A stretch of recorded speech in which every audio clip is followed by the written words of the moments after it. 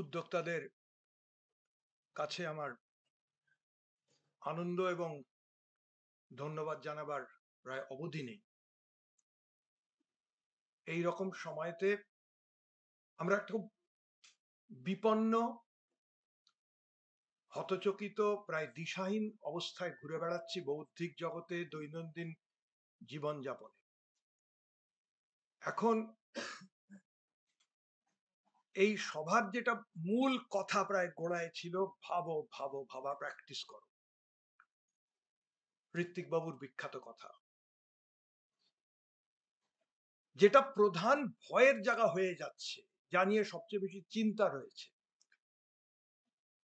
ভাবনাটাকে যেন তেন প্রকারে তালাবন্ধ করে ফেলার জন্য নানা জায়গা থেকে প্রায় প্রাতিষ্ঠানিক পর্যায়ে একটা আঁটসাঁট ব্যবস্থা হচ্ছে।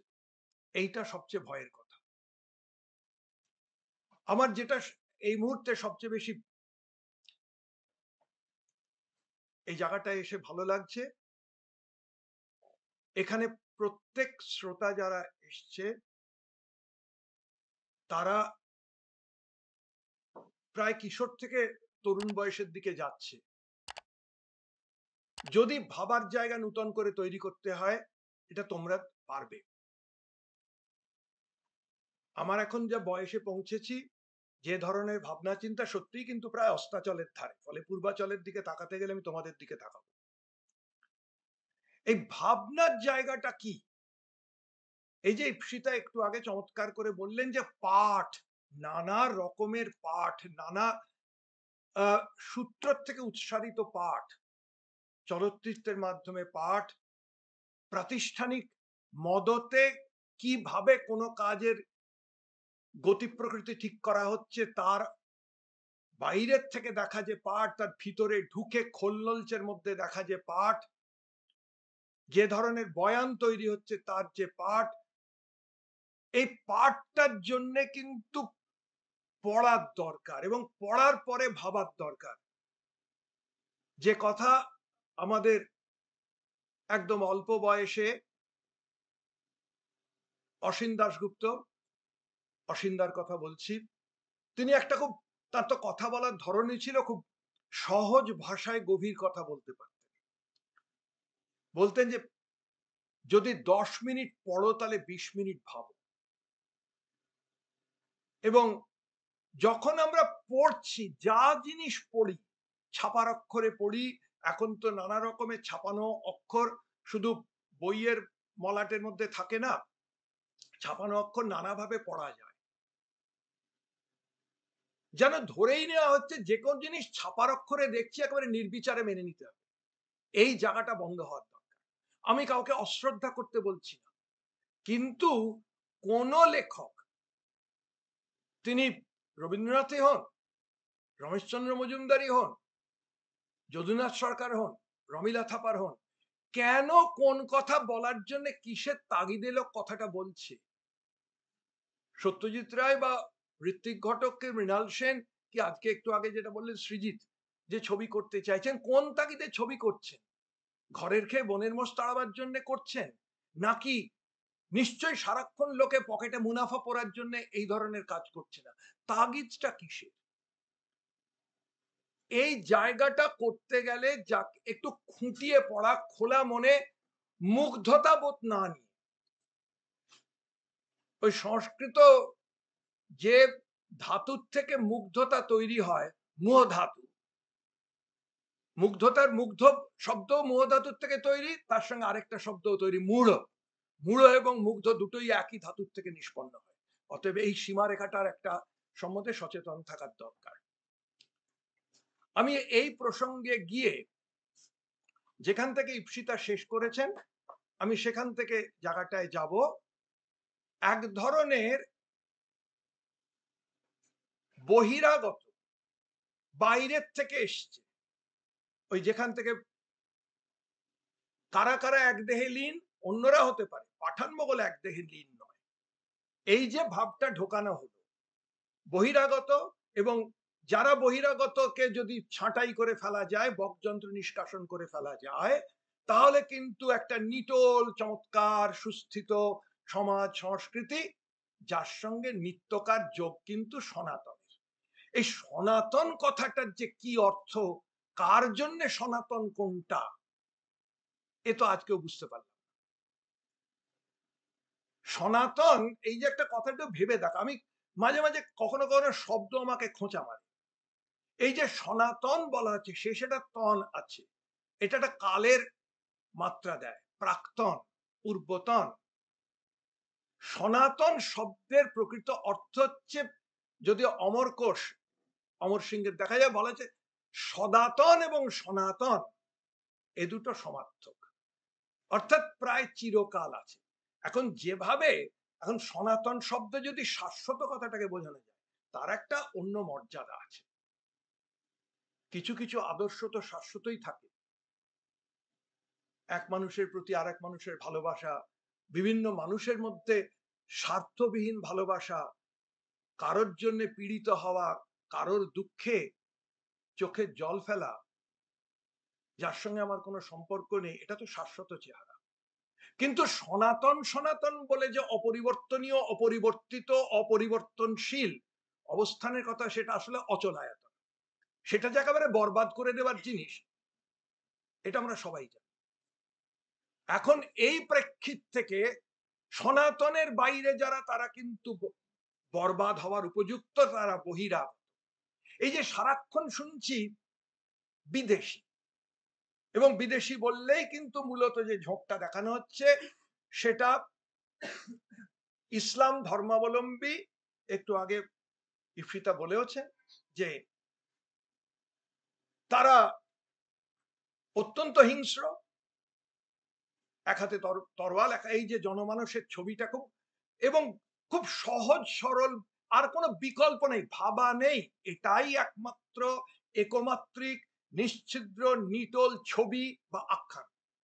হাতে তলোয়ার, হাতে পবিত্র কোরআন, তারা সবাইকে বলপ্রয়োগে তারা প্রত্যেককে নত করাবেন, এবং এক ধরনের, তাতে কি হবে, সনাতনের ভয়, সনাতন গেল গেল ভয়। এই যে বিদেশি, কার দেশ,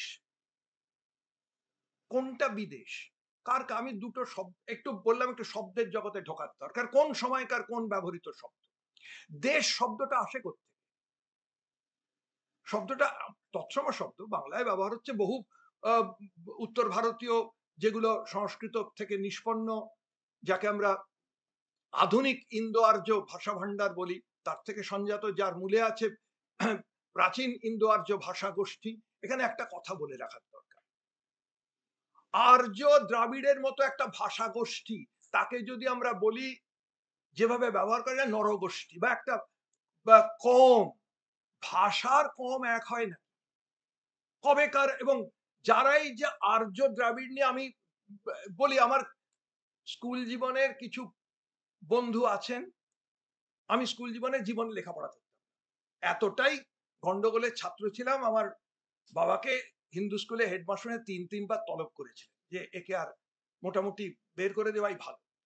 আমার যেসব বন্ধুদের কথা বলছি, তারা তৎকালীন 11 ক্লাসের হায়ার সেকেন্ডারিতে খবরের কাগজে নাম ওঠা প্রথম 10 জনের মধ্যে ছাত্র, তারা এরকম কিছু আছেন, তারা তখনকার দিনে প্রেসিডেন্সি কলেজের ফিজিক্স নিয়ে পড়তেন, আমাদের কাছে প্রায় উপাসনার যোগ্য। ফিজিক্স, প্রেসিডেন্সি কলেজ, জীবনে তো ভয়ে ওদিকে যেতে পারতাম।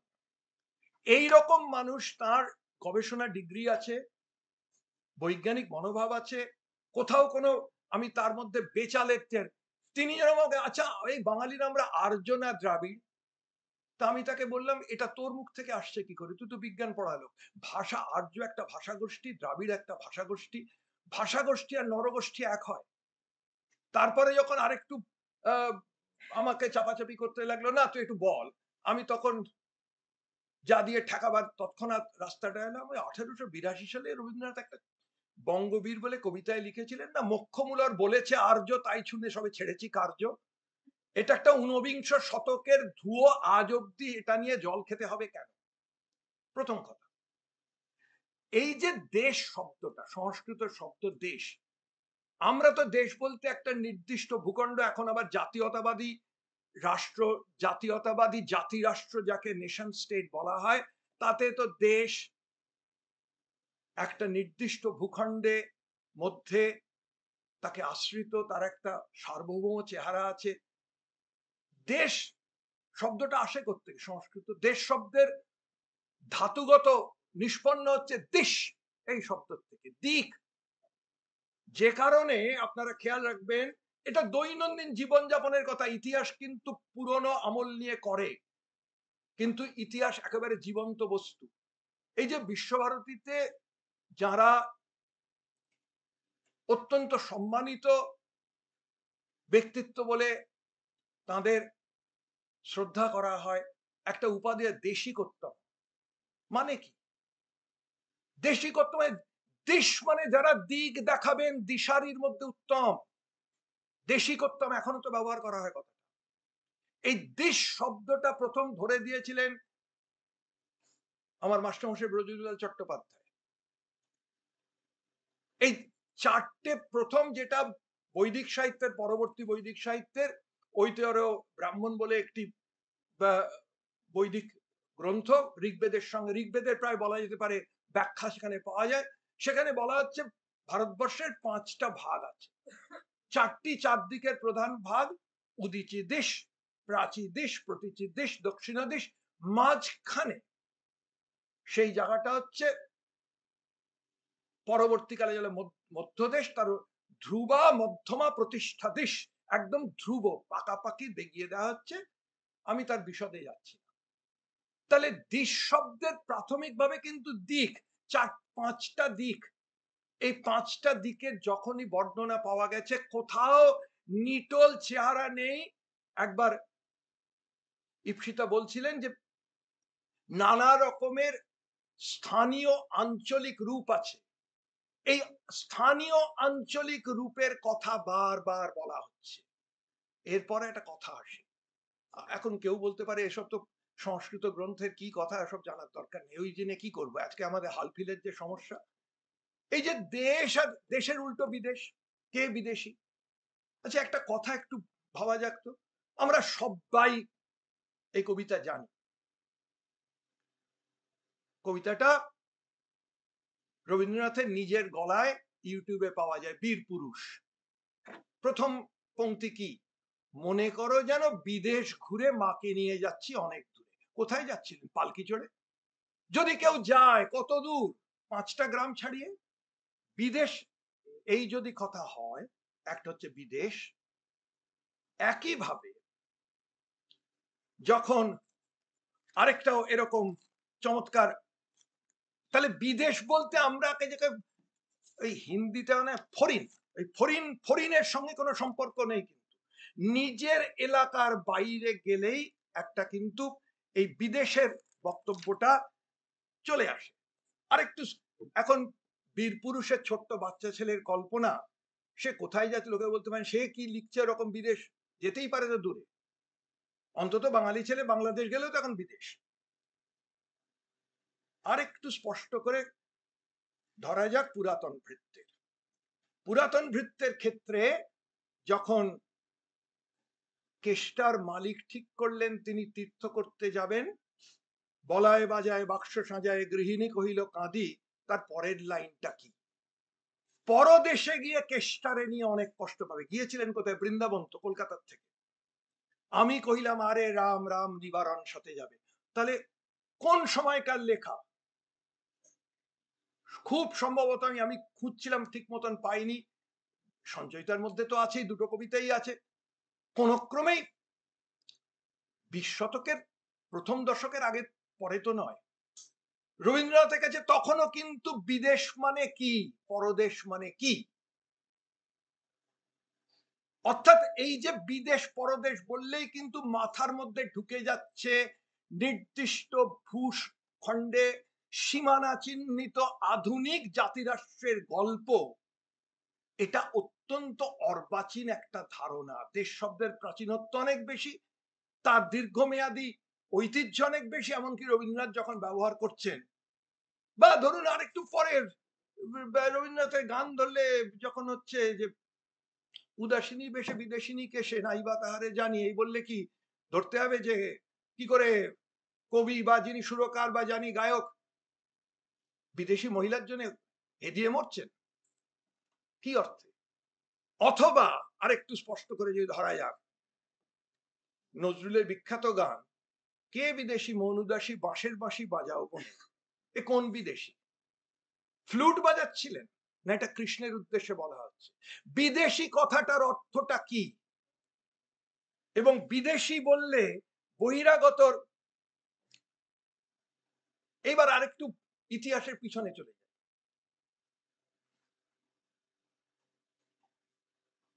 আমি মাঝে মাঝে কথা বলার সময়তে পুরনো ইতিহাস বললে, হ্যাঁ নিশ্চয়ই সংস্কৃত সাহিত্যের বিপুল অসামান্য সম্ভার, যার প্রতি আমাদের প্রত্যেকের পূর্ণ মর্যাদা এবং শ্রদ্ধা আছে, কিন্তু তার বাইরে এবং সেগুলি বললে আমরা সংস্কৃতের কথা যখন বলি, বিদেশের বিদেশ দেশ, এই শব্দগুলো কিন্তু সমস্ত হচ্ছে তৎসম শব্দ, সংস্কৃত ভাষার থেকে তাদের উৎপত্তি। এই জায়গাটায় এসে যখনই আমরা উচ্চারণ করি সংস্কৃত, তখন কেবলমাত্র সংস্কৃত সাহিত্যের অনেক জায়গার থেকে কাব্য হতে পারে, মূলত শাস্ত্র বচন। ওই আবার বলছি, কে কখন লিখছেন, কোন শাস্ত্রের বচন দেওয়া হচ্ছে, বিশ্বাস করুন মনু কৌটিল্য যাজ্ঞবল্ক্য নারদ স্মৃতি দিয়ে বেশি দূর যাওয়া যাবে না। ওগুলো উপদেশ, কার জন্য উপদেশ, কে দিচ্ছেন, কার স্বার্থ রক্ষার জন্য, কাকে বাদ দেওয়ার জন্য, এগুলো তো খেয়াল রাখতে হবে। এটা বাদ দিয়ে তো সংস্কৃত বচনে দেওয়া আছে কথা বলে তো লাভ নেই। ওই তাহলে সনাতনের পুজো হবে, অচলায়তনের ভিত আরো শক্ত হবে। অনেকগুলো উপদেশ থাকতে পারে, উপদেশ থাকলেই কি তার প্রয়োগযোগ্যতা বা যাপিত জীবনে তার প্রয়োগ অবশ্যম্ভাবী? খুব সোজা আমাদের প্রত্যেক দিনের ঘটনা, এই তো এখান থেকে আপনাদের যাদবপুরের গেট দিয়ে বেরোলে যে বাস স্ট্যান্ডের গায়ে সামনে লাল সবুজ বাতির পারাপারের জায়গা, জেব্রা ক্রসিং দেওয়া আছে, বলা তো আছে জেব্রা ক্রসিং দিয়ে পার না হলে কিন্তু সত্যি একদিন পুলিশ ধরতেও পারে, পুলিশ ফাইনও করতে পারে, আমরা করি। উপদেশ আর বাস্তবের মধ্যে কোন সমাজে সমান অনুপাত হয় না, ব্যত্যয় থাকবেই, কারণ যেটা আদর্শ এবং যেটা যাপিত জীবনের বাস্তব, পৃথিবীর কোন সমাজে তার হুবহু একরকম হবে না। সেগুলো পাবো কোত্থেকে? তার জন্য শাস্ত্র বচন, এমনকি বিখ্যাত বিখ্যাত সংস্কৃত সাহিত্যের উদ্ধৃতির যোগান ঠেলে কোনো লাভ নেই, ওটা একটা আংশিক বক্তব্য হবে। অন্যান্য জায়গায় আমি অনেক সময়তে পাথুরে প্রমাণ, যাকে ইংরেজিতে ইনস্ক্রিপশন বলে, লেখো, নানা রকমের লেখো। আমি এরকম একটা লেখক ওই দেশ বিদেশের কথা বলতে গিয়ে আনছি 507 খ্রিস্টাব্দ, 503, 506, 507। একটু আগে ইপসিতা গুজরাটের কথা বলছিলেন, গুজরাটের একটি জায়গার থেকে একটি 503, 506, 507 খ্রিস্টাব্দের 3টি লেখ পাওয়া গেল। এই লেখর মূল বক্তব্য, রাজত্ব করছেন কিন্তু হুন রাজা, কিন্তু সেখানে বণিক সংগঠন, তার নাম হচ্ছে বণিকগ্রাম। বণিকগ্রাম মানে বণিকদের গ্রাম নয়। অনেক ওস্তাদ সংস্কৃত জানা, আমার থেকে ঢের ঢের ভালো সংস্কৃত জানেন, তারা এই অনুবাদটা কিন্তু বণিকদের গ্রাম মানে বণিকদের গ্রামীণ বসতি। মাথায় আসেনি বণিকরা কোনো বণিক গ্রামে গিয়ে থাকে না। একটা তো সাধারণ বুদ্ধি কাজ করে, গ্রাম শব্দের অন্যতম সংস্কৃত অর্থ হচ্ছে সমূহ, গোষ্ঠী। যখন আমরা বলি স্বরগ্রাম, 7টা সুর, গুণগ্রাম, অনেক গুণের সমষ্টি, তখন কি গ্রামীণ বসতি বলি না, সামূহিক অর্থে কথাটা বলি। বণিকদের গোষ্ঠী, সে বণিকরা একটা বৈষ্ণব মন্দিরে অনেক দান টান করছেন। কিরকম বণিক, বণিক গ্রামের সদস্য কারা? গোষ্ঠী তো গোষ্ঠীদের সদস্য, সে গোষ্ঠীর মধ্যে এখানে আছেন বাস্তব্য, স্থানীয় যারা এখানে, যাদের বাস আছে, বাস্তব্য, আর লোকের নাম দেওয়া আছে। আর আছে দান করছেন, তো দান করলে লোকে ফলাও করে বলে, ফলে ঘটনাটা ঘটেছিল, উপদেশ নয়, কল্পনা নয়, ঘটনা, লিপিবদ্ধ করা ঘটনা। বৈদেশ্য বণিকরাও আছেন। কোথার থেকে আসছেন? একজন আসছেন দশপুর, মানে আজকের রাজস্থানের পূর্ব সীমানা এবং মধ্যপ্রদেশের প্রায় লাগোয়া পশ্চিম সীমান্তে অবস্থিত মান্দাসর বলে একটি জায়গা। আসছে উজ্জয়িনীর থেকে। বৈদেশ্য, বিদেশি সাহেব না, সীমান্ত পেরিয়ে আসছে। এই বোঝটা তো থাকার দরকার, এবং যার জন্যই মনে হচ্ছে কারা কারা বিদেশ থেকে এলো, একেবারে প্রথমেই হচ্ছে মুঘল, কখনো সুলতানের। তা মুঘল সুলতানদের বা মুঘল বাদশা বা সুলতানদের কথা বিদেশি যদি বলেই দেওয়া হলো, তারপর তো এখন তো আপনারা জানেন যে কিভাবে মুঘল ইতিহাস মুছে ফেলার জন্য চেষ্টা হচ্ছে। যারা মুছে ফেলার জন্য এত উঠে পড়ে লেগেছেন, তাদের অনেক পণ্ডিত লোক আছেন, অনেক নীতি প্রণয়ন করার লোক আছেন, তারা তাদের একটা নিশ্চয়ই কার্যকলাপের পদ্ধতি আছে, তারা ভাবনা চিন্তা করছেন। কিন্তু আমার এই মাঝে মাঝে গুলিয়ে যাচ্ছে, আমি আপনাদের কাছে আমি গুলিয়ে যাওয়ার গল্পগুলো করছি। এই যে সোনার কেল্লাতে মন্দার বোস, যার বিদ্যের দৌড় ম্যাট্রিকের ভূগোলে 56 বেশি কিছু নয়, সেও কিন্তু লালমোহন বাবুকে ওই আনসেফটি রেজাল্ট দেখে জিজ্ঞেস করে কোন পক্ষে লড়ছেন, মোগল না রাজপুত। শুধু রাজপুত ধরলে গল্পটা হবে কার সঙ্গে লড়াই, মোগল বাদ দিলে রাজপুত হবে, এই বোধটা সাধারণ বোধ থাকলো না। আমি এই প্রসঙ্গেতে পরে আসছি। ফলে এই জাতি রাষ্ট্রের ধারণা, তার সঙ্গে যদি আমরা জাতি রাষ্ট্রের ধারণা সারা পৃথিবীতে কোনো জায়গাতে 16 শতকের আগে নেই, এটা তো একটা ইউরোপীয় রাষ্ট্রিক সামাজিক চিন্তা, সেটা ক্রমে ঔপনিবেশিক ক্ষমতার যখন প্রসার ঘটছে তার অভিঘাতে অনেক রকমের উপনিবেশে ঢোকে, ভারতবর্ষ তার ব্যতিক্রম নয়। তার ফলে যদি জাতি রাষ্ট্রের কল্পনাকে ঠেলে নিয়ে যাওয়া হয় সুদূর প্রাচীনকালে, যেখানে পৃথিবীতে কোনো জায়গাতে জাতি রাষ্ট্রের ধারণা পর্যন্ত নেই, তাহলে একটা মারাত্মক অবস্থা হয়। এইখানে একটা শব্দ আছে জাতি রাষ্ট্র, আবার একটা রাষ্ট্র শব্দটা নিঃসন্দেহে বহু প্রাচীন শব্দ ব্যবহার, অত্যন্ত প্রাচীন একটা শব্দ, বৈদিক সাহিত্যের মধ্যে আছে। আমরা রাষ্ট্র বলতে যে সার্বভৌম ক্ষমতার বিশেষ প্রকাশ হিসেবে একটা রাজনৈতিক প্রতিষ্ঠানের কথা বুঝি, যাতে অন্তত কিন্তু সরকার বদলালে রাষ্ট্র বদলায় না, খুব স্বাভাবিক জিনিস। এটা প্রধান মাপকাঠি। আমরা এরকম একটা অত্যন্ত পরিণত, বিশেষ করে গণতান্ত্রিক অবস্থা ব্যবস্থার মধ্যে দিয়ে যে রাষ্ট্রকে বুঝি, সেটা তো আজকের সভরেন স্টেটের বাংলা বা হিন্দি কি এরকম উত্তর ভারতীয় ভাষায়, অন্যান্য অনেক ভাষায়, এটা তো একটা আমরা কাজ চালানোর মতন অনুবাদ করে নিয়েছি রাষ্ট্র। এখন রাষ্ট্র শব্দ প্রাচীনকালের বহু নিদানের মধ্যে রয়েছে, খুব নিয়মিত শব্দ। এই দেখে যদি ধরা হয় যে আমাদের তো রাষ্ট্র কতকাল আগের থেকে রাষ্ট্র শব্দ আছে, আবার বলছি শুধুমাত্র গোটা কতক উদ্ধৃতি মুখস্থ, বিশেষ করে সংস্কৃতের লোকরা তো আবার স্মৃতি আর শ্রুতির উপর নির্ভর করেন, তাদের তো শতংবদ মা লিখো, ফলে কে কত স্মৃতির থেকে তুরন্ত কত দ্রুত কত শ্লোক উদ্ধার করতে পারেন তাই দিয়ে পাণ্ডিত্য বিচার হয়। কিন্তু দেখার দরকার কোন পটভূমিতে কি উদ্দেশ্যে তার এই উচ্চারণটা করা হচ্ছে। আসলে ওই ছোটবেলায়, আমি জানি না এখন স্কুলে 11-12 ক্লাসে বা এমনকি তার নিচের ক্লাসেও এইরকম প্রশ্ন হয় কিনা, আমাদের সময় খুব হতো। ওইখানে আমি জানি না, আত্মজিৎ, বিজলি এদের সব দেখতে পাচ্ছি, এরা যদি কিছু বলে যে প্রসঙ্গ উল্লেখ পূর্বক ব্যাখ্যা লিখো, explain this particular verse with reference to the context. স্কুলে যখন ব্যাখ্যা লিখতে বলতো ভাল লাগতো না, এখন বুঝি ওইটার কি দরকার। এই যে যে রাষ্ট্র, এখন সকলেই তো কৌটিল্যের অর্থশাস্ত্রের থেকে শ্লোক উদ্ধার করছেন, বড় মন্ত্রীর থেকে ছোট মন্ত্রী, শান্তি কে নেই, সকলেই চাণক্য। আরে চাণক্য আর কৌটিল্য যে এক, কে বলল? কৌটিল্য বলে লোক কি কেউ ছিলেন?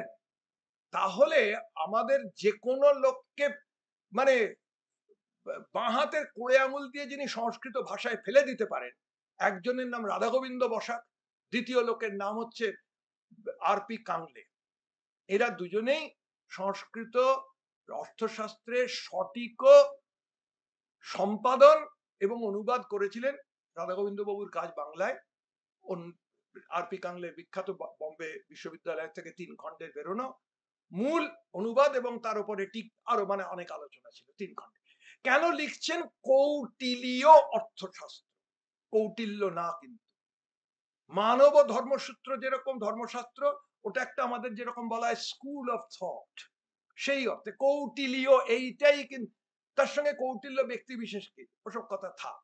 তাই অর্থশাস্ত্রে গিয়ে এখন দেখলাম যদি ধরা যায় রাষ্ট্র কথা কিভাবে এসছে, সেখানে বলা হলো যে রাজতান্ত্রিক ব্যবস্থাতে যেখানে রাজা রাজস্ব সংগ্রহ করবেন, তার একজন বড় মাপের অধিকার, সব কিন্তু এগুলো ঔচিতার্থক, থাকবেন মানে করছেন এরকম নয়, কিন্তু করা উচিত এই অর্থে, আমি তার মধ্যে বিশদে যাচ্ছি না।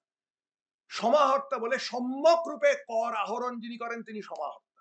সমাহর্তা 7টা সূত্র থেকে করবেন, তার মধ্যে একটা সূত্র রাষ্ট্র। আরে রাষ্ট্রই যদি থাকবে, আবার রাষ্ট্রের মধ্যে কি সেটা রাজস্বের একটা ক্ষেত্র হয় কি করে? রাষ্ট্রের এইখানে বৈদিক সাহিত্য থেকে আরম্ভ করে মনুসংহিতা সব জায়গাতে রাষ্ট্রের অর্থ ভূখণ্ড, বিশেষ করে জন অধ্যুষিত ভূখণ্ড, যাকে অন্যভাবে বলা যায় সমার্থক জনপদ। রাষ্ট্র শব্দটা আছে কি অর্থে আছে, এই যদি আমরা তার প্রেক্ষাপট না দেখি তাহলে উদ্ধৃতি হবে এবং লোককে ধোঁকা দেওয়ার জন্য উদ্ধৃতিটা হবে। এইটা হচ্ছে আরেক কথা। তারপরে এই রাষ্ট্রের যে কারণে একটা সময়তে আমরা সবাই জানি রাষ্ট্রকূট বলে একটি অত্যন্ত দাপুটে দাক্ষিণাত্যের রাজশক্তি ছিল, যাকে লালমোহন বাবু চিরকাল রাষ্ট্রপুট, রাষ্ট্রকূট যাকে বলা হতো, এর মানে কি রাষ্ট্রের প্রধান নাকি? না, যিনি অনেক ভূমির কূট একদম উপরে আছে, ভূমির অধীশ্বর, সেই জন্য রাষ্ট্রকূট রাজাদের নিজেদের জাগ করে এভাবে বলতেন। এখন এই সঙ্গে রাষ্ট্রের কথা এলে আরেকটা গল্পের মধ্যে চলে আসছে। রাষ্ট্র থাকলে কিন্তু যেরকমই এক ধরনের শাসনতান্ত্রিক ব্যবস্থা থাকবে, আর তার মধ্যে দণ্ড অর্থাৎ শাসকের দমনমূলক অপ্রতর্ক দমনমূলক ক্ষমতা থাকবে না, তা তো হয় না। কৌটিল্যের কাছে সবচেয়ে বড় দুঃস্বপ্ন হচ্ছে যদি মাৎসন্যায় ঘটে, দুর্বলকে সবল যদি গ্রাস করে ফেলে, কখন হবে? দণ্ড ধরা ভাবে, দণ্ডধরের অভাবে এরকম হতে পারে। ওর থেকে বড় দুঃস্বপ্ন কৌটিল্যের নেই। তা দণ্ডের প্রয়োগ যখন হবে তখন তো দণ্ড দান করেই হবে, শাস্তি দিয়ে হবে। সেই শাস্তির সবচেয়ে রাজার যে একচ্ছত্র দণ্ড দেবার ক্ষমতা, তার সবচেয়ে বড় প্রকাশ হচ্ছে তার সেনাবাহিনী, কারণ তাহলে তিনি পিটিয়ে দুর্মুষ করতে পারেন। এই দুর্মুষের গল্প যখনই বলা হচ্ছে, এবার একটু সাধারণ প্রেক্ষিত দেখুন, সারাক্ষণ বলা হচ্ছে ভারতবর্ষের মানুষ তো শান্তি, বড় একেবারে শান্তি, সব সময় আমরা শান্তিতে আছি, আমরা কারোর সঙ্গে পররাজ্যের মধ্যে যাই না, অন্যদের গ্রাস করি না, এই বিদেশি অভিযান এসে এসে আমাদের শেষ করে দিল। এই যে বাঁধা বুলি একটা কথা বলা হচ্ছে, তা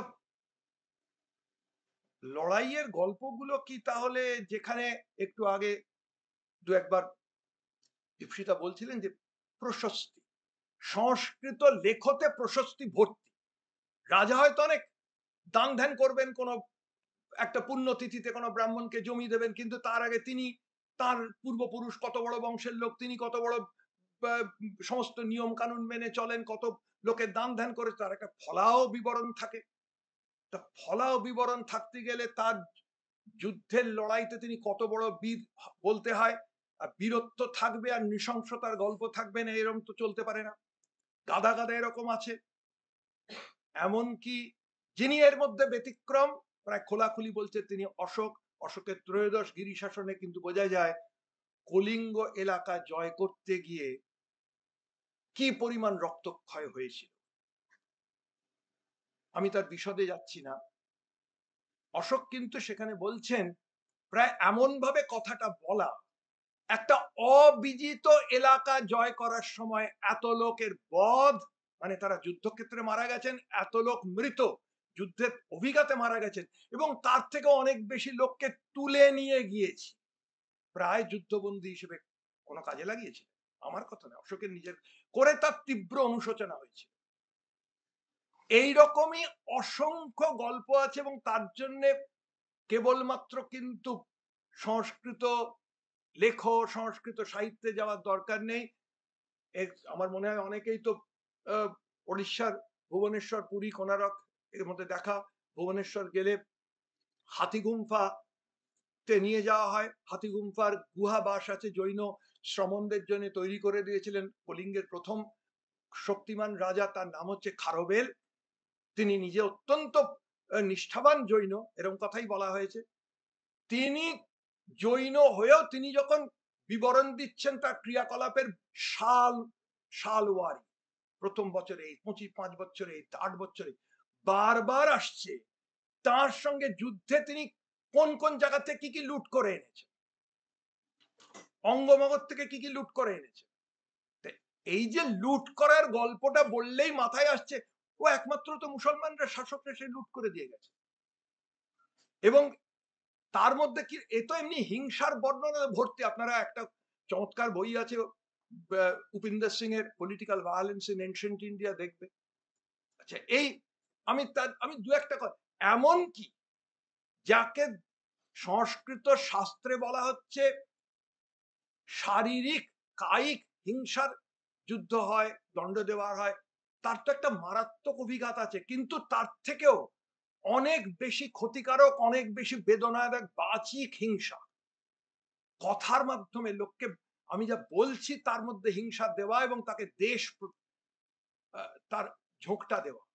খারবেলের মতন জৈন মতে অনুরক্ত একনিষ্ঠ জৈন, তিনি ওই কলিঙ্গের থেকে একটু দক্ষিণে নেমে গেলে অন্ধ্রপ্রদেশের উত্তরাঞ্চল মধ্যে জায়গা পিথুন্ড বলে, এখনো জায়গাটা আছে, সেখানে বলছেন আমি যুদ্ধ করে গাধা দিয়ে লাঙল চড়িয়ে দিয়েছি। কতখানি এর মধ্যে তীব্র প্রায় বাচিক হিংসার চেহারা আছে, এটা কিন্তু শাসন প্রক্রিয়ার মধ্যে অবশ্যম্ভাবী। আমি একটা গল্পের কথা এখানে বলি। আমি 1007 খ্রিস্টাব্দ, দক্ষিণ ভারতে চোলরা অত্যন্ত ক্ষমতাবান শাসক, এবং তার সঙ্গে লড়াই, নিরন্তর লড়াই চলে কর্ণাটকের পশ্চিম চালুক্য বংশীয় শাসকদের। মূল ঘটনাটা হচ্ছে তুঙ্গভদ্রা নদীর উপত্যকার উপরে কার কিরম দখলটা থাকবে, এর সারাক্ষণ হচ্ছে, আমি বিশদে যাব না। পশ্চিম চালুক্য রাজা সত্যাশ্রয় তার নাম, তিনি একটি লেখতে হট্টুর থেকে পাওয়া সন্তারিক একেবারে পাকাপাকি 1007 খ্রিস্টাব্দ বলছেন, চোল বাহিনী, রাজরাজ চোল এসে দন্নুর পর্যন্ত, এখনকার বিজাপুরের কাছাকাছি, একেবারে ঘরের দরজায় চলে এসেছেন পশ্চিম চালুক্য রাজধানী। এমন অপ্রতিহত চোল বাহিনীর ক্ষমতা যে এদের এই অভিযানের ফলে ব্রাহ্মণের নিষ্কর সম্পত্তি নষ্ট হয়ে গেছে, যজ্ঞের পবিত্র ধূমাগ্নি বন্ধ হয়ে গেছে, বহু শিশু হত্যা হয়েছে, নারীর উপর বলাৎকার হয়েছে, এবং এই সামগ্রিক যুদ্ধের যে পটভূমিতে যে সার্বিক অবক্ষয়, তাকে বলা হয়েছে জাতি নাশ। এর থেকে বড় বিপর্যয় তথাকথিত হিন্দু সমাজের ওপর আর কি হতে পারে? প্রথমত হচ্ছে কারা করল? 1007 এই সময় উত্তর ভারতে প্রতি বছর নিয়ম করে গজনার সুলতান ভারতবর্ষ আক্রমণ করছে। এই বর্ণনা যদি না বলা হয় যে এটা চোল চালুক্য লড়াই, দুই বংশের রাজাই কিন্তু একান্ত ভাবে শৈব মতাবলম্বী। যে কোনো লোক তো এটাকে পড়লে, যদি এমনি বলি, লোকের মনে হবে তো গজনির অভিযানের ফলে এরকম ঘটনা হচ্ছে।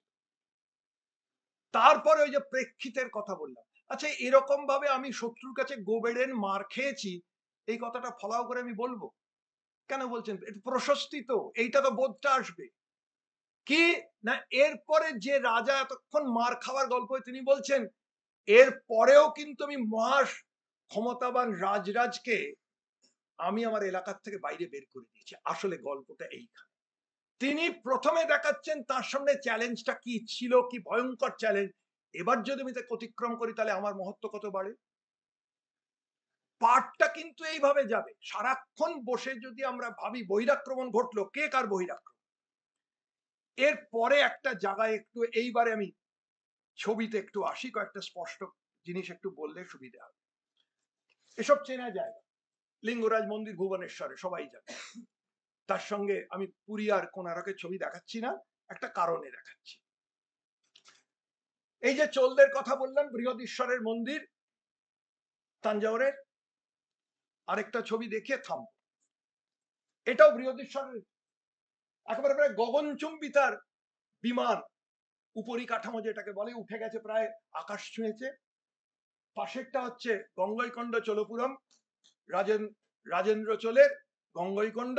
নামই হলো তিনি গঙ্গা পর্যন্ত, গঙ্গা দেশ পর্যন্ত অভিযান করেছে। অভিযানটা কি খুব নরমে গরমে করেছিলেন, নাকি ঠেঙিয়ে ভূত ভাগিয়ে দিয়েছিলেন? 2 বছরের মধ্যে গিয়ে ফিরে এসেছিলেন মারাত্মক দক্ষ কুশলী সমন্বয়ক, নাকি ওই ধরতে ভারতবর্ষের মধ্যে লড়াই হলে কিন্তু ওটা নিরিমিষি, বাইরের থেকে কে এলো দেখতে হবে, তাহলে কিন্তু খুব ওই যাকে ফেলে দেবে যে দিব্যি পেঁয়াজ রসুনের গন্ধ পাওয়া যাচ্ছে। এই ভ্রান্তিটা কবে যাবে? এর পরেও একটা গল্প আছে, যেটা ইপ্সিতা একটু ছুঁয়েছেন, আমি আর একটু বিশদ করে বলি। কেন এই মন্দিরগুলি যারা প্রতিষ্ঠা করেন এবং এই প্রতিষ্ঠার সঙ্গে কিভাবে যোগ থাকে। ঘটনাটা হচ্ছে, এই যে দুটো মন্দিরের কথা দক্ষিণ ভারতের দেখাচ্ছি, এখানে শৈব, এরা দুজনেই শৈবানুরক্ত শাসক। শিবলিঙ্গ আছে, নাম কি? প্রথমটি রাজরাজ চোলের, সবচেয়ে বিখ্যাত রাজা রাজরাজ চোলের রাজত্বকালে, লিঙ্গের নাম রাজরাজ চোলীশ্বর। রাজেন্দ্র চোলের তৈরি করা যে ডান দিকের মন্দিরটা, সেইখানে শিবলিঙ্গের নাম রাজেন্দ্র চোলীশ্বর। রাজা এবং ওরা কিন্তু অনেক রকমের দেবদেবী পুজো করছে, কিন্তু তার মধ্যে কেন্দ্রীয় যে আরাধ্য উপাস্য দেবতা, তার নামটা শাসকের নামের সঙ্গে জুড়ে গিয়ে প্রায় অভিন্নতা সৃষ্টি করছে। একইভাবে আমরা যে কলিঙ্গের কথা বলছিলাম, যেটার সবচেয়ে ভালো পরিচয় হচ্ছে পুরীর জগন্নাথ মন্দির, গঙ্গরাজারা তৈরি করলেন। আমার কিছু ইংরেজিতে লেখা, আমি ভালো করে বাংলাতে টাইপ করতে পারি না বলে বাংলায় লিখতে পারেননি। একটা সময়েতে গঙ্গরাজ অনঙ্গ ভীম দ্বাদশ শতকের শেষে তিনি ঘোষণা করে দিলেন, কলিঙ্গতে কোনো রাজা নেই, সমস্ত এলাকা পুরুষোত্তম দেবের ক্ষেত্র, জগন্নাথের ক্ষেত্র। রাজা যদি না থাকেন তাহলে তারা অভিষেকও নেই, যে অভিষেকটা দিয়ে যে কোনো রাজা সিংহাসনের সময় তার বৈধকরণ করা হয়, কিন্তু এটা বৈধকরণ তো হতে হবে। রাজা তাহলে কি শব্দটা আছে, রাজা হচ্ছেন জগন্নাথের আদি সেবক। কিভাবে আদি সেবক? এখনো রথযাত্রার যে ছবিটা দেখা যায়, দূরদর্শনে দেখানো হয়, রাজা রথের সামনে সোনার ঝাড়ু দিয়ে পথ ঝাঁটা দিয়ে পরিষ্কার করেন। এইটাই আদি সেবক, এইটাই তার ক্ষমতার বৈধকরণের চেহারা। যার ফলে তিনি যদি আদি সেবক হন, তার জন্য পরপর কয়েকটা আসছে, তখন হচ্ছে তিনি রাউত, তিনি প্রতিনিধি, এবং সেই কারণে তার এবার কি অভিষেকের তো দরকারই নেই। রাজার ক্ষমতা এতটাই তুঙ্গে, একেবারে বলগাবিহীন রাজতন্ত্রের যে ছবি এখানে আসছে, তার মধ্যে বৈধকরণটা, তার ফলে মন্দিরগুলি তো রাজকীয় পুরো আনুকূল্যে তৈরি। যদি কেউ বৃহদীশ্বর মন্দিরের গায়ে যান, দেখা যাবে পুরো দেওয়ালটা কিন্তু আজকের একটা মহাফেজখানা। সমস্ত দেওয়ালের গায়ে রাজরাজ ঘোষিত লিপিগুলিতে লেখা আছে কোন কোন কোন রাজত্বের, বিশাল রাজত্বের কোন কোন এলাকার থেকে কোন কোন গ্রামের রাজস্ব তিনি এই মন্দিরের জন্য স্থানান্তরিত করে দিয়েছেন। পুরোটা হচ্ছে কিন্তু চোখের ওপর, যারা লিপি পড়তে পারবেন, এখন অনেক লোক আছেন, আমি লিপি পড়ি না, কিন্তু এই ঘটনার তাহলে এটা তো বলা হচ্ছে তার ক্ষমতার প্রতাপ। ফলে যখন লড়াইটা হচ্ছে, তখন তো এগুলির উপর খুব স্বাভাবিকভাবে একটা আঘাত আসবে। যারা এরা লড়ছেন তারাও গিয়ে অন্যদের মন্দিরের উপর ধাক্কা মারছেন। অন্য অভিযানের সময়তে কিন্তু কোন ব্যক্তিগত ঐশ্বরিক ধারণার ক্ষেত্র বাদ দিয়েও বলছি, এগুলি হয়ে যাবে অভিযানের অন্যতম প্রধান লক্ষ্য। আমি এই দিয়ে কোনো অভিযানের পক্ষে সাফাই গাইছি না, কোনো যুদ্ধের জন্য সাফাই গাইছি না। আপনারা যদি কখনো, হুমায়ুন আহমেদের একটা ছোট গল্প আছে, বাংলাদেশের লেখক, পাপ বলে। তার শেষ লাইনটা ছিল, ভাই যুদ্ধে কেবল পাপের চাষ হয়। আমি এই জায়গা থেকে কিন্তু কেন ঘটছে এটা তো বুঝতে হবে। আচ্ছা, এই জায়গাটায় এসে আমরা খুব শান্তিপ্রিয়, আমাদের মধ্যে কোথাও কোনো সমস্যা নেই। এই যে ধারণা, শুধু বাইরের থেকে বহিরাক্রমণে আমাদের দেশ বিপন্ন হয়ে গেছে। তথাকথিত নিটোল হিন্দু সমাজের গল্প একেবারে দাঁড়ায় না যখন ওই সনাতনের জিগির তুলে বর্ণজাতি ব্যবস্থার কথা বলা হয়। বর্ণজাতি ব্যবস্থা কিন্তু আমাদের কেউ তৈরি করে, এটা আমাদের ভেতরের জিনিস, এটা একেবারে ভেতরের জিনিস। আমি বর্ণজাতির ব্যবহারের মধ্যে, বিশদের মধ্যে আমি যাব না। এবং একটা সময়তে রমেশচন্দ্র মজুমদারের মতন ওই রকম কৃতবিদ্য ইতিহাসবিদ, রমেশচন্দ্র মজুমদারের, আমাদের প্রত্যেকের ইতিহাস লেখার সীমাবদ্ধতা আছে, কারণ আমরা যে কালে দাঁড়িয়ে আছি, আমরা কেউ সমকালকে আমাদের চারিপাশের যে সাংস্কৃতিক, সামাজিক, রাজনৈতিক পরিস্থিতি তাকে অতিক্রম করতে পারি না। তার মধ্যে জ্ঞানত অজ্ঞানত তার রেশ রয়ে যাবে। রমেশচন্দ্র মজুমদাররা যখন ঔপনিবেশিক শাসনের অভিঘাতে ভারতবর্ষের ইতিহাসের অতীত, খুব উজ্জ্বল অতীতকে দেখাতে চাইছিলেন, সেটা প্রায় একটা বৌদ্ধিক প্রতিরোধ হিসেবে তিনি একটা বই করেছিলেন, খুব বিখ্যাত কাজ, corporate life in ancient India. Corporate মানে আজকের বাণিজ্যিক সংস্থানের কর্পোরেট বলছি না, সামূহিক, কোঅপারেটিভ বোঝাতে, সমবায়, সহযোগিতামূলক। তার মূল বক্তব্য, পাশ্চাত্যের সমাজ ব্যক্তিকেন্দ্রিক, প্রতিযোগিতা প্রতিদ্বন্দ্বিতামূলক, ভারতবর্ষের সমাজ সকলকে নিয়ে সামূহিক সমাজ, প্রতিদ্বন্দ্বিতা নয় সহযোগিতার উপর নির্ধারিত। বইটার তিনটে প্রধান অধ্যায় আছে। একটা রাজনৈতিক ক্ষেত্রে এরকম সমবায়ের চরিত্র, একটা অর্থনীতির জীবনে সমবায়ের চরিত্র, সেগুলোর অন্তত তার সময় যা তথ্য ছিল তিনি ভাবছেন মোটামুটি বুঝতে পারা যায়। একটা পরের চ্যাপ্টার যে সমাজ জীবনের সমবায়, সেটাকে তিনি বলছেন বর্ণজাতি ব্যবস্থা একটা সমাজ জীবনের, সুস্থ সমাজ জীবনের কথা কি করে বললেন। এই যে মাথায় ঢুকে গেছে, এখানে একটা ঘটনা করে, এই বোধ রমেশচন্দ্র মজুমদার থেকে আরম্ভ করে বহু মানুষের মধ্যে, এমনকি গান্ধীর মধ্যেও, যিনি জাতি ব্যবস্থাকে একেবারে শেষ দিকে কখনো মানছেন না, কিন্তু বর্ণাশ্রমটা মানছেন। বর্ণাশ্রমের ধারণায় কি হচ্ছে, বর্ণটা খুব সুন্দর একটা ব্যবস্থা ছিল। মানুষের তো জন্মের, জাতি শব্দের মধ্যে এটা জন্মের চেহারা আছে। বর্ণের মধ্যে ভাগ হচ্ছে চারটে বর্ণ, যে কোন সমাজে বা পৃথিবীতে ভেদাভেদ নেই, এই যে আমাদেরও ছিল। হ্যাঁ, থাকে থাকে সাজানো চায়, কিন্তু তারা কে কি কাজ করবে, বৃত্তিমূলক এবং সহযোগিতামূলক। যেদিন থেকে জাতি ব্যবস্থা এলো তখন থেকে ক্রমশ খারাপ হতে হতে তারপরে তো অস্পৃশ্যতা খুব খারাপ জিনিস। এই যে গল্পটা, এই কাহিনী, এই ভাবাটার মধ্যে বিরাট গন্ডগোল আছে। ঋগ্বেদের মধ্যে বর্ণ ব্যবস্থার কঠোরতা প্রায় নেই বললেই চলে, কারণ তার সামাজিক অবস্থানটাই অন্যরকম। একটা মূলত পশুচারণকারী, খানিকটা কৃষিকাজ জানা সমাজ, সেখানে এত প্রকট ভেদাভেদের গল্পটা নেই। পরবর্তী বৈদিক সাহিত্য ঠিক ঋগ্বেদের সময় শেষ হচ্ছে, সেখানে এই যে রাজার, ধরা যাক রাজসূয় যজ্ঞ বা অশ্বমেধ যজ্ঞ কি বাজপেয় যজ্ঞ, সেখানে ক্ষত্রিয় অর্থাৎ শাসক, তার পরিচয় কি, বৈশ্যের সঙ্গে তাকে দেখানো হচ্ছে রাজা হরিণ মৃগ, বৈশ্য হচ্ছে জব, খাদ্য খাদকের সম্পর্ক, খুব নিরিমিষি সম্পর্ক, খুব সহাবস্থানের গল্প। তারপরে কি বলা হচ্ছে,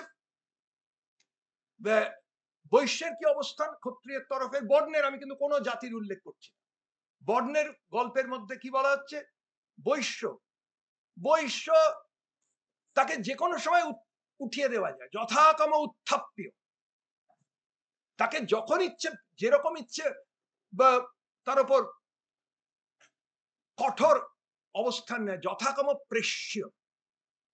শূদ্রের ক্ষেত্রে এই অভিধাগুলো আছেই, তার সময় যথাকাম বদ্ধীও মেরেও ফেলা যায় যে কোনো সময়। এটা সুস্থিত সমাজের চেহারা। তারপরে যে যে গল্প কে সকলেই বিশ্বাস করে ফেললেন কে জানি না, এই যে বিভিন্ন বর্ণের মধ্যে সবর্ণ অর্থাৎ বর্ণের মধ্যে বিবাহ না রেখে অসবর্ণ বর্ণান্তরে বিবাহ করলে পরে বর্ণ সংকর বস্তুটা হয়, তার ফলে অনেক জাতির উৎপত্তি। এই যে গল্পটা বলা হলো মনুসংগীতার থেকে আরম্ভ করে সকলেই, এবং এর থেকেই যত গন্ডগোল হচ্ছে। এই যে গল্পটা বলা হচ্ছে, একবার অর্থশাস্ত্রের দিকে নজর করা যাক। এই ধরনের অসমান বর্ণের মধ্যে আন্তর্বিবাহ, যাকে বর্ণ সংকর, এই যে শব্দটা বলা হয়, শব্দটা বর্ণের মিশ্রণ। তার ফলে এই রকম মিশ্র বিবাহের সন্তানের আর তার পিতা বা মাতার বর্ণের পরিচিতি হয় না, একটা নূতন পরিচয় দিই, তখন সেটা জাতি, মিশ্র জাতি, তাদের অবস্থান সবসময় থেকে। এই যে গল্পটা বলা হলো, এর মধ্যে তো সবচেয়ে নিকৃষ্ট তত্ত্বের দিক থেকে অবস্থান চণ্ডালের। কারণ অসবর্ণ বিবাহের, বর্ণ সংকরের সবচেয়ে খারাপ অবস্থান হচ্ছে কিন্তু উচ্চতর বর্ণের কন্যা অর্থাৎ ব্রাহ্মণ কন্যার সঙ্গে শূদ্র পুরুষের বিবাহ সবচেয়ে নিকৃষ্ট। এইটা যদি বলে গল্পটা চালানো হয়, তো অর্থশাস্ত্রের কি, এই যে সবাই অর্থশাস্ত্র করছেন, কি আছে? অর্থশাস্ত্রের খুব গুরুত্বপূর্ণ একটি আলোচনার অধ্যায় জনপদ নিবেশ। রাজা কি করে ক্রমান্বয়ে নতুন নতুন গ্রাম পত্তন করবেন, অর্থাৎ কৃষি সমাজের প্রসারটা কি করে করবেন। নূতন পত্তন করা গ্রামের সীমানায় থাকবে কারা, শব্দগুলো একটু নজর করবেন, আমি উদ্ধৃতি দিচ্ছি। চণ্ডাল, বাগুরিক, শবর, পুলিন্দ আদি অরণ্যচর গোষ্ঠী। কোন জায়গাতে অর্থশাস্ত্র বলছে না এরা মিশ্র বিবাহের ফসল।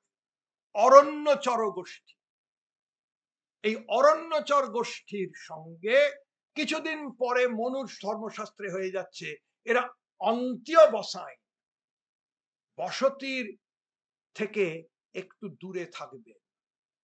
তারপরে হয়ে গেল শব্দটা অন্ত্যজ, একেবারে জন্মেতে সবচেয়ে অন্তে যারা থাকে। আর এই রকম গল্প দিয়ে বেশি কিছু হবে না। একটু আগে একেবারে ঠিকভাবে ইপ্সিতা বলছে সাহিত্যের পাঠ। আমি একটা শুধু কাহিনীর কথায়, অল্প কথায় বলতে গেলে অনেক সময় লেগে যাবে। রবীন্দ্রনাথের চণ্ডালিকা আমরা সকলে পড়ি, অত্যন্ত প্রিয়। এই চণ্ডালিকার উৎস যে একটা বৌদ্ধ কাহিনী, এটাও আমরা জানি। কাহিনীটা কি? মূল কাহিনীর নাম হচ্ছে শার্দুল কর্ণাবদান। অবদান বলে এক রকমের সাহিত্য হতো, সেই সাহিত্য হচ্ছে বুদ্ধের নিজের কথা নয়, বুদ্ধের সঙ্গে সংশ্লিষ্ট গুরুত্বপূর্ণ ব্যক্তিদের নিয়ে কাহিনী। অশোকাবদান, বৌদ্ধ ধর্মের এত কিছু করেছেন, ফলে অশোককে নিয়ে অবদান হয়েছে। এই শার্দুল কর্ণের গল্পে, এখান থেকে চণ্ডালিকার মূল গল্পের উৎপত্তি, যদিও রবীন্দ্রনাথ একেবারেই শেষ পর্যন্ত এই গল্পকে অনুসরণ করেননি, তার মধ্যে আমি ঢুকছি না। সেখানে কি বলা হলো? গল্পের মূল হচ্ছে যে ওই বুদ্ধের অত্যন্ত প্রিয় শিষ্য আনন্দ একদিন শ্রাবস্তী নগরীতে ভিক্ষার জন্য বেরিয়েছেন। পথশ্রমে ক্লান্ত, অত্যন্ত মানে কঠিন গরম। শ্রাবস্তী নগরের প্রান্তে এসে একটি কুয়োর ধারে একটি মেয়েকে দেখে তিনি বললেন, ভগিনী পানীয়ম দেহি, জল দাও।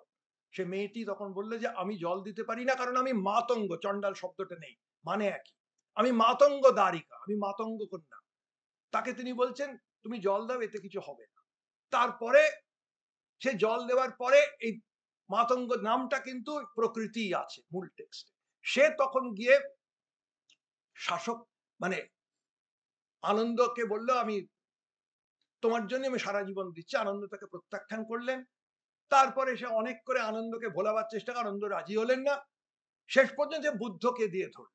তো বুদ্ধের বচন টচন শুনে এই মাতঙ্গ দ্বারিকার যে অনুরাগ একটি পুরুষের জন্য, তথাকথিত একটি সন্ন্যাসীর জন্য, সে সমস্ত উবে গেল।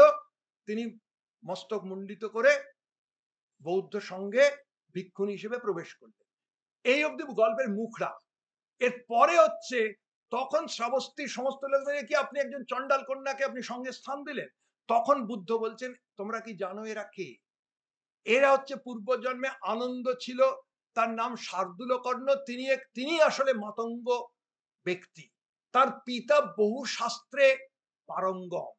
আর এই যে মেয়েটিকে দেখছো, এ হচ্ছে পূর্বজন্মে এক ব্রাহ্মণের কন্যা। সে ব্রাহ্মণ অত্যন্ত পণ্ডিত। এদের যখন বিবাহের কথা ওঠে, তখন ওই পণ্ডিত ব্রাহ্মণ মাতঙ্গ তার পিতাকে কুৎসিত ভাষায় গালিগালাজ দেন যে এত বামন হয়ে চাঁদে হাত দিয়ে শখ করতে হয় ইত্যাদি। তখন দুজনের মধ্যে তর্ক হয় কে কি কার কি জ্ঞানের পরিধি, যাকে অমর্ত্য সেন বলছেন আর্গুমেন্টেটিভ ইন্ডিয়ান। তার একেবারে খাঁটি উদাহরণ এর মধ্যে পাওয়া যায়। শেষ পর্যন্ত ওই গর্ভোদ্ধত ব্রাহ্মণ জ্ঞানের দরজায় পরাস্ত হলেন। বিবাহটা হলো কার মধ্যে? এইখানে গল্পটা আমি এতক্ষণ, একটি ব্রাহ্মণ কন্যার সঙ্গে চণ্ডাল মানে শূদ্রও নয়, তার বিবাহ কিন্তু বৌদ্ধ শাস্ত্রের মধ্যে প্রতিষ্ঠিত হয়ে গেল। একেবারে বিপ্রতীপের ঘটনা। ফলে শুধু বসে সনাতনের গল্প বলে কোনো লাভই নেই।